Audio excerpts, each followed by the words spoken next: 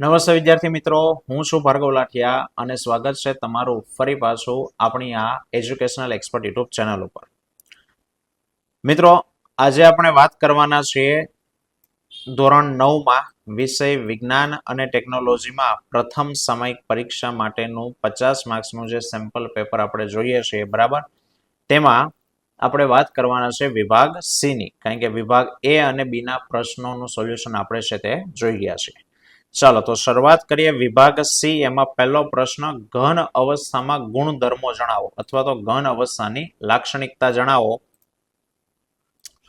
ચાલો તો ગુણધર્મોની વાત કરીએ કે તો ઘન પદાર્થને ચોક્કસ આકાર, કદ અને સીમા હોય, એટલે કે એની બાઉન્ડ્રી હોય, બોર્ડર હોય, ચોક્કસ એનો આકાર છે, કદ હોય. બીજું કે એના ઉપર દબાણ લગાડવામાં આવે તો કોઈ અસર થતી નથી, એટલે કે તેનું સંકોચન થતું નથી, એટલે કે તે અદબનીય છે, એને દબાવી શકાતા નથી. ત્રીજું છે ઘન પદાર્થ એ તરલ નથી પરંતુ દ્રઢ છે, એટલે કે મજબૂત છે. તરલ એટલે કે વહી શકતા નથી પરંતુ તે લખી શકાય, તે દ્રઢ છે, તે દ્રઢ છે, બરાબર. ચોથું છે કે બાહ્ય બળ, જો એના ઉપર વધારે પડતું બળ લગાડવામાં આવે તો તે તૂટી જાય છે પરંતુ એનો આકારમાં ફેરફાર થતો નથી, એટલે જો કીધું છે કે તેવો દ્રઢ છે, બરાબર. અને આ સ્પોન્જ વાળું લખવાની જરૂર નથી. અવકાશ ને એ બધું લખીએ કે સાહેબ ઘન પદાર્થના કણો વચ્ચેનો જે અવકાશ છે, આંતર આણવીય અવકાશ સૌથી ઓછો હોય છે. બીજું કે ઘન પદાર્થના કણોની ગતિ ઉર્જા છે એ સૌથી ઓછી હોય છે, બરાબર. પણ એના વચ્ચેનું જે આકર્ષણ બળ છે, આકર્ષણ બળ એ ઘન પદાર્થમાં સૌથી વધારે હોય છે. ચલો બીજો સવાલ છે, ટૂંક નોંધ લખો ટિન્ડલ અસર. ટિન્ડલ અસર વિશેની નોંધ લખો. તો કે ભાઈ કલીલ કણો, આ એની વ્યાખ્યામાં આ મુદ્દાની જરૂર નથી અહીંયાથી, કે જ્યારે કલીલ દ્રાવણમાંથી પ્રકાશનું કિરણપુંજ પસાર કરવામાં આવે છે ત્યારે પ્રકાશનું પ્રકીર્ણન થાય અને પ્રકીર્ણનને કારણે પ્રકાશનો જે માર્ગ છે પ્રજ્વલિત એટલે કે દેખાય આવે, એ માર્ગ દ્રશ્યમાન થવાની ઘટના એને ટિન્ડલ અસર તરીકે ઓળખાય. ટિન્ડલ નામના વૈજ્ઞાનિકે એની શોધ કરી હતી અને એટલે તેની યાદમાં તેને ટિન્ડલ અસર કહે છે. ઉદાહરણમાં આપ્યું છે કે ભાઈ બંધ ઓરડાની છતમાં રહેલા નાના છિદ્રમાંથી જ્યારે પ્રકાશનું કિરણ ઓરડામાં પ્રવેશે ત્યારે તેનો માર્ગ દેખાય છે, કારણ કે ઓરડામાં રહેલા રજકણો દ્વારા પ્રકાશના કિરણપુંજનું પ્રકીર્ણન થાય છે અને વાતાવરણમાં રહેલા રજકણો વડે સૂર્યપ્રકાશનું પ્રકીર્ણન થવાથી સૂર્યાસ્ત અને સૂર્ય સમયે પણ સૂર્ય લાલ રંગનો છે તે દેખાય છે. આ સિવાય તો કે ગાઢ જંગલોની છાયામાંથી જ્યારે સૂર્યપ્રકાશના કિરણો પસાર થાય ત્યારે ટિન્ડલ અસરને કારણે એના ત્યાં પણ લીસોટા દેખાય છે, માર્ગ દેખાય છે. અને ત્યાં તો કે ધુમ્મસ અને ઝાકળના પાણીના જે ટીપા છે એ પ્રકાશનું પ્રકીર્ણન કરે. અને વાહનોમાં જ્યારે આગળની હેડલાઇટ ચાલુ હોય ત્યારે વરસાદ દરમિયાન ત્યાં લીસોટો દેખાય છે.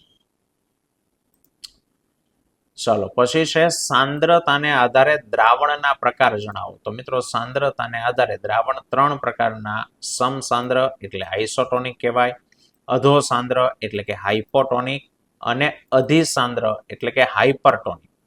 સમસાંદ્ર કોને કહેવાય તો કે આટલું નહીં, બંને દ્રાવણોની એમ નહીં કે કોષની અંદર અને કોષની બહાર રહેલા બંને દ્રાવણોમાં જો પાણીનું પ્રમાણ સરખું હોય, એમાં પાણી સરખું છે, બરાબર, તો અંદરથી પાણી બહાર પણ નહીં આવે, બહારનું પાણી અંદર પણ નહીં જાય, તો આ વખતે જે બંને દ્રાવણો છે બંને દ્રાવણોને સમસાંદ્ર દ્રાવણ કહેવાય, બરાબર. બીજું છે અધો સાંદ્ર એટલે કે ઓછી સાંદ્રતા વાળું દ્રાવણ, અથવા એને અંગ્રેજીમાં હાઇપોટોનિક દ્રાવણ કહેવાય.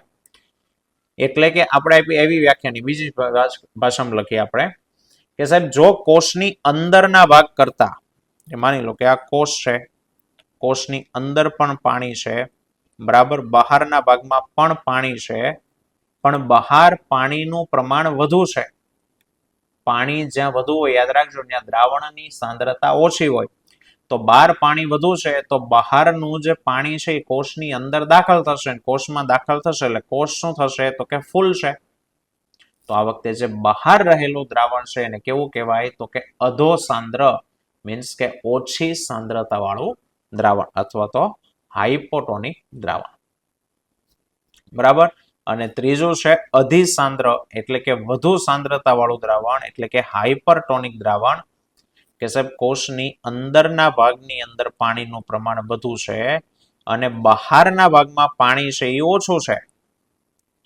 તો આવા કિસ્સામાં બહારનું અંદરનું પાણી છે બહાર નીકળશે, જેના કારણે કોષ છે એ સંકોચાઈ જશે અને આ વખતે જે બહાર રહેલું દ્રાવણ છે બરાબર, આ દ્રાવણ એને હાઇપરટોનિક દ્રાવણ કહેવાય. તો આ સાંદ્રતાને આધારે દ્રાવણોના 3 પ્રકાર. ચોથામાં કહે છે કે અંતઃકોષ રસ જાળ વિશેની ટૂંક નોંધ લખો. અંતઃકોષ રસ જાળ. ચાલો, તો અંતઃકોષ રસ જાળ પેલા તો સુકોષ કેન્દ્રી કોષના કોષ રસ વાળા વિસ્તારની અંદર પથરાયેલી પટલમય રચના છે. બરાબર. તે લાંબી નળીકાકાર હોય, ગોળાકાર હોય અથવા તો કોથળી જેવી પુટિકા જેવી રચનાઓથી બનેલી જાળીરૂપ રચના છે. અને અંતઃકોષરસ જાળની પટલીય સંરચના એ કોષરસ પટલની સંરચનાને મળતી આવે છે. વિભિન્ન કોષોમાં અંતઃકોષરસ જાળની રચનામાં જુદાપણું જોવા મળે છે અને તે હંમેશા જાળીરૂપ તંત્ર બનાવે. હવે અંતઃકોષરસ જાળ જે છે એના 2 પ્રકાર છે. એક છે ખરબચડી અંતઃકોષરસ જાળ, ખરબચડીને બીજું કણિકામય અંતઃકોષરસ જાળ કહેવાય, અંગ્રેજીમાં કહેવાય રફ એન્ડોપ્લાઝમિક રેટિક્યુલમ. બરાબર. અને તેની સપાટી ઉપર તો કે રિબોઝોમ્સ આવ્યા છે અને તે પ્રોટીનનું સંશ્લેષણનું કાર્ય કરે છે, એટલે પ્રોટીન સંશ્લેષણ કરે.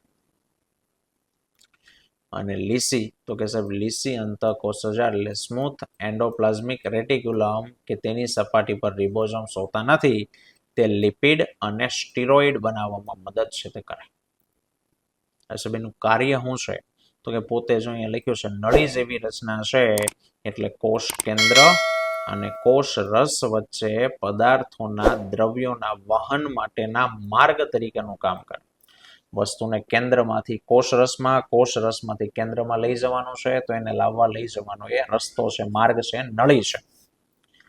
બીજું, કોષના કેટલાક અગત્યના કાર્ય કરવા માટે પ્રોટીન અને લિપિડનું સંશ્લેષણ કરે છે. એમાંના કેટલાક પ્રોટીન અને લિપિડ તો કે કોષ રસ પટલને બનાવવા માટે વપરાય. કોષની ફરતેનું આવરણ એને કહેવાય કોષ રસ પટલ. એ પણ પ્રોટીન અને ચરબીનું બન્યું છે.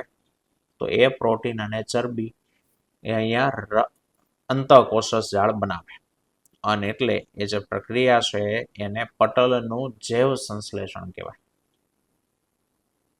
બીજું સાહેબ, કેટલાક પ્રોટીન અને લિપિડ અંતઃસ્રાવ તરીકે અને ઉત્સેચક તરીકે વર્તે છે. ઉત્સુક નહીં, ઉત્સેચક તરીકે અને અંતઃસ્રાવ તરીકે વર્તે છે.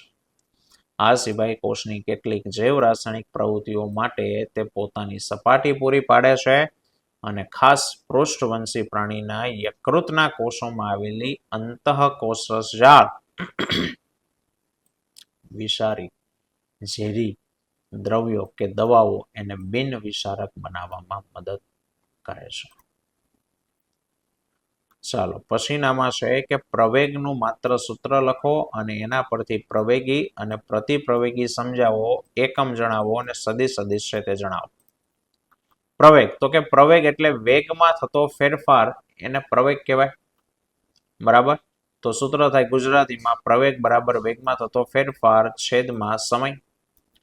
ધારી લઈએ કે ધારો કે ગતિમાન પદાર્થનો t બરાબર 0 સમયે વેગ એટલે કે પ્રારંભિક વેગ u છે અને t બરાબર t સમયને અંતે તેનો અંતિમ વેગ v હોય તો પ્રવેગનું સૂત્ર a બરાબર વેગમાં થતો ફેરફાર એટલે અંતિમ વેગ માઇનસ પ્રારંભિક વેગ છેદમાં અંતિમ સમય માઇનસ પ્રારંભિક, v માઇનસ u છેદમાં t માઇનસ 0 એટલે v માઇનસ u ના છેદમાં t.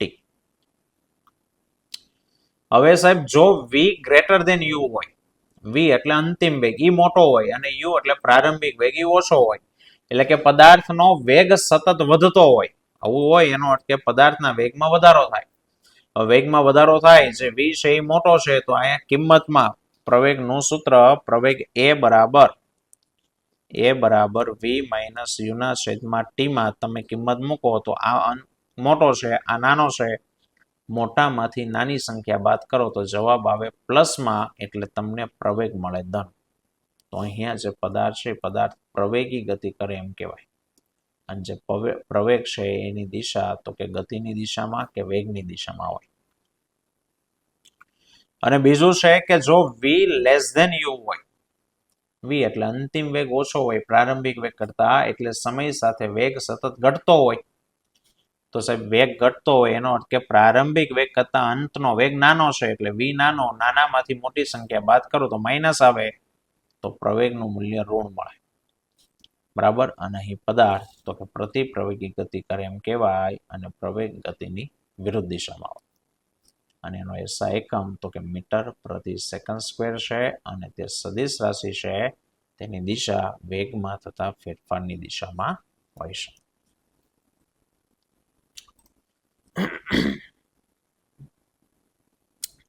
ત્રીસમું છે નિયમિત ગતિ અને અનિયમિત ગતિ સમજાવો. નિયમિત ગતિ કે જો કોઈ ગતિમાન પદાર્થ સુરેખ પથ પર સમયના એક સરખા ગાળામાં એક સરખું અંતર કાપતો હોય તો પદાર્થ નિયમિત ગતિ કરે એમ કહેવાય. ઉદાહરણ તરીકે કોઈ પદાર્થ 5 મીટર 1 સેકન્ડમાં કાપે, બીજી સેકન્ડમાં 5 મીટર કાપે, ત્રીજી સેકન્ડમાં પણ 5 મીટર, ચોથી સેકન્ડમાં પણ 5 મીટર, તો સમયનો ગાળો એક હરખો એક સેકન્ડનો, અને કપાયેલું અંતર એક હરખો 5 મીટર, અને એટલે ગતિ નિયમિત કહેવાય. અને અનિયમિત કે સુરેખ પથ પર ગતિ કરતા પદાર્થ સમયના એક સરખા ગાળામાં એક સરખું અંતર કાપતો ન હોય તો ગતિ અનિયમિત કહેવાય. જેમ કે આજુબાજુના પદાર્થો વાહનોની ગતિ અનિયમિત છે.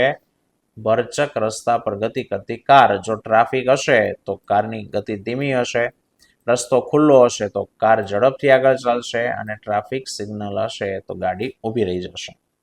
અને આમ સમયના એક સરખા ગાળામાં એક સરખું અંતર કપાય નહીં, અને એટલે અનિયમિત ગતિ કહેવાય.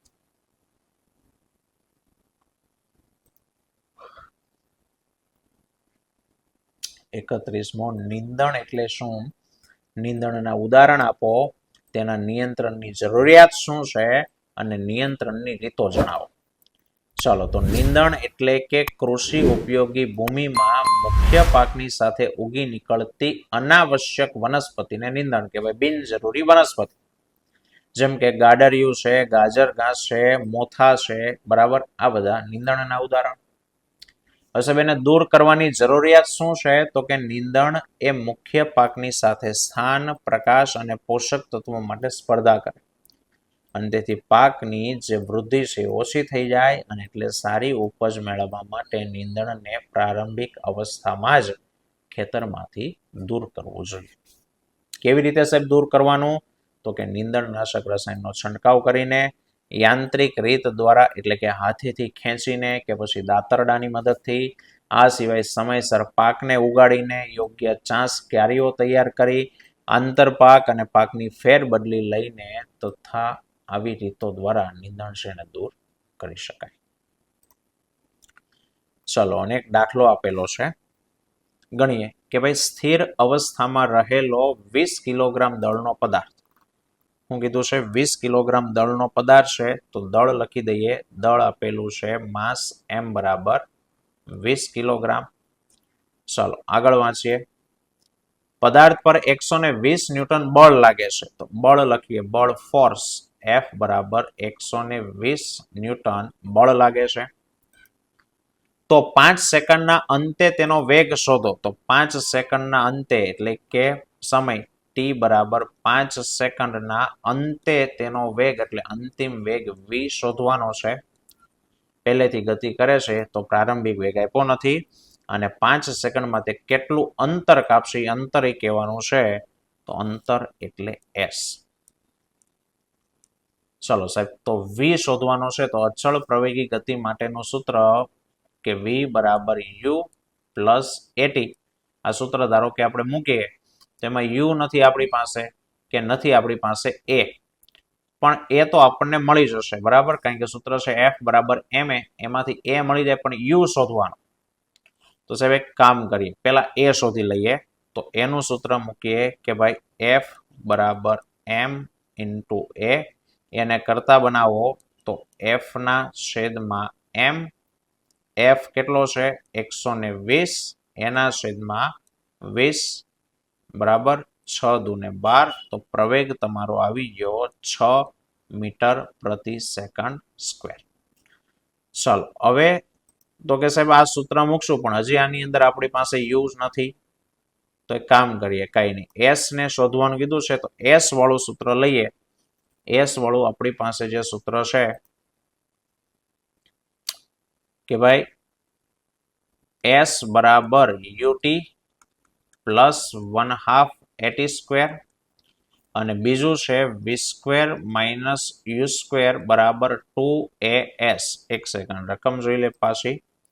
હા, સ્થિર અવસ્થામાં લખેલું છે જો મિત્રો, સ્થિર અવસ્થામાં એટલે અહીંયા એક વસ્તુ આપણી પાસે રહી ગઈ કે પ્રારંભિક વેગ જેનો છે યુ એ 0 થશે, 0 મીટર પ્રતિ સેકન્ડ. ઓકે, તો હવે મળી ગયું. બે માંથી જે સૂત્ર મૂકવું હોય ચાલો આમાં મૂકીએ. યુ 0 છે, સમય આપેલો છે 5 વત્તા 1/2, પ્રવેગ મળ્યો છે 6 ગુણ્યા ફરી પાછો સમય 5 નો વર્ગ, 0 ગુણ્યા 5 એટલે 0 વત્તા આ 3 દૂ 6 થઈ ગયા,